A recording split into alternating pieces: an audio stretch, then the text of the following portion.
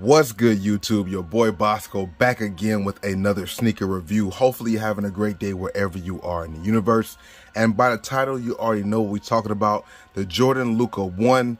I saw this when I was out and about not too long ago in a colorway I have not seen on the internet. So we're going to go ahead and talk about this shoe overall, the colorway, and just get into the Luka 1. Without further ado, let's talk about the sneaker, you dig? So you can see the box, kind of a basic design, black with the white squigglies over it. Going over here to the box, Jordan Luka 1, black and white, size 13, DQ 7689. 001 is the style code if you're looking for these.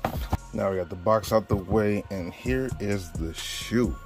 The Jordan Luka 1, this is the Oreo colorway from what I'm being told it's being called. Not for certain on this thing. We definitely tried them on and did it on feet, and let me tell you, these shoes are comfortable. They feel great as soon as you put them on. Have not tried them on the court, but just the feel when you put your foot in them, you'll definitely be pleased by these. So I'm just going to briefly go over the shoe and tell you some information I have about this shoe and just my overall feedback with trying these things on. They are comfortable and lightweight. You know, this upper is very breathable. It has that textile mesh with this textile, was the Flightwire. You got the textile mesh with the Flightwire all over the upper. That's what you guys see these ridges are. You know, gives your foot you know, movement and a lot of breathability, which is key. When you wear them double socks or them thicker socks, your feet will sweat.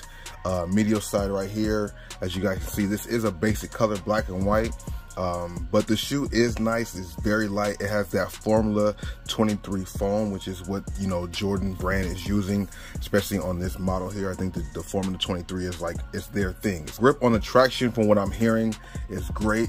It's not a herringbone, but it's a multi-directional pattern, and it has a grip all the way to the edges of the shoe for somebody who's a shifty player or a guard, even though Luka's not so shifty himself. But these are perfect for a guard, somebody who's a point guard who's very shifty. These will work. You might want to try these on. I found these at a Dick's Sporting Goods, which you might be able to find these at. I'm sure they'll be at some Nike or some Foot Lockers pretty soon as well.